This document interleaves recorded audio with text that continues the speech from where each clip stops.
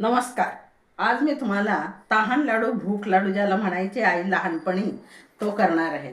खरं तर गहू कमी खाल्ला जायचा तेव्हा, परंतु आताशा बऱ्याचशा वेळेस आपल्याला रात्रीच्या पोळ्या राहतात, म्हणजे 2 पोळ्या शिल्लक राहिलेल्या आहेत. तर त्याचं मी तहान लाडू भूक लाडू म्हणून कसा बनवणार आणि मुलं किती आवडीने खातात ते तुम्हाला दाखवणार आहे. याचे प्रथम असे तुकडे करायचे आणि मिक्सरमध्ये टाकायचे.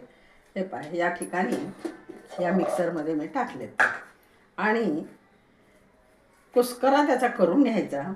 कुस्करा केला की त्याच्यामध्ये टाकायला आपल्या चवीनुसार गूळ किंवा मग थोडीशी विलायची असतीलच तुमच्याकडे तर ड्रायफ्रूट टाका, पण नसेल तर हाच लाडू मुलांना डब्याला सुद्धा खूप पौष्टिक असतो.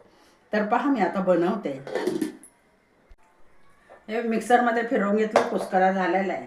चवीनुसार त्याच्यामध्ये आपल्याला गूळ टाकायचा. गोड आवडत असेल तर गोड टाका, अंदाजेच असतो तो साधारण. या ठिकाणी ही विलायची पूड आहे, तीही मी टाकलेली पहा त्याच्यामध्ये. आणि थोडंसं तूप घालायचं त्याच्यामध्ये. हे पहा, तूप घातलं की आणखीन एक वेगळा स्वाद येतो. आणि पुन्हा मिक्सरमधून आपण त्या हलवून घेऊया. हे पहा, मी त्या पोळ्यांचा कुस्करा मिक्सरमधून काढून घेतलेला आहे. आता या ठिकाणी मी त्याच्यात तूप टाकलं, विलायची पावडर टाकली थोडीशी आणि गुळही टाकलाय चवीनुसार. तुम्हाला हवं ना तर मुलांना अगदीच करण्यासाठी ड्रायफ्रूटसुद्धा टाकू शकता. आणि मग अशा प्रकारे हे बांधायचे पहा.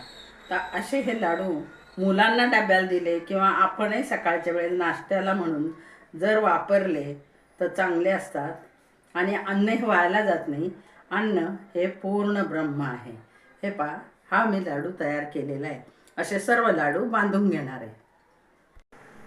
हे पहा, आपले शिळी पोळी म्हणजे चपातीपासून बनवलेले भूक लाडू तहान लाडू. शिळे खायचं म्हटलं की जीवावर येतं, त्याला भाजी हवी असते. पण थोडासा गूळ, तूप, विलायची पावडर टाकली, इतके सुंदर आणि डब्याला दिले तर मुरलेले असतात. तोपर्यंत ते इतके छान लागतात.